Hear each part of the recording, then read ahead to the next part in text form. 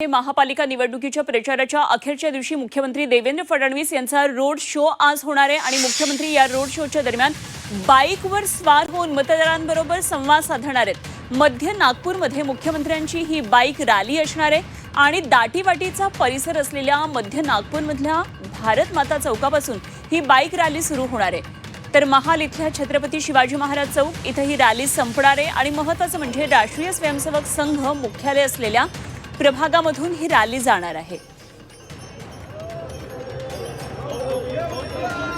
तर फडणवीसांची रॅली ज्या ठिकाणाहून निघणार आहे त्या भारत माता चौकामध्ये मारबत काढण्यात आलेली आहे आणि या संदर्भातला आढावा घेतलाय आमचे प्रतिनिधी अमर काणे यांनी। मुख्यमंत्री देवेंद्र फडणवीस यांची बाईक रॅली निघणारा त्या भारत माता चौकात आता आपण आहोत आणि खरं तर हलबा समाजाचा संपूर्ण परिसर समजण्यात येतो। आपण बघू शकतो इथे मारबत सुद्धा काढण्यात आलेली आहे। हलबा समाजाचा प्राबल्य असलेला हा संपूर्ण परिसर आहे आणि पारंपरिक पद्धतीने मारबत उत्सव जो निघतो तो याच परिसरातून निघत असतो। आपल्यासोबत आमदार गिरीश व्यासजी सुद्धा आहे। खरं तर हलबा समाजाची एक वेगळी ओळख आहे। मारबत उत्सव सुद्धा काढण्यात येतो आणि आता जेव्हा रॅली निघणार आहे तत्पूर्वी ही मारबत सुद्धा काढण्यात आलेली आहे। हे बघा, ही मारबत दोन पद्धतीची असते। पिवळी मारबत हिला देवीचं स्वरूप प्राप्त आहे आणि ही विजयाची आणि समृद्धीची प्रतीक आहे।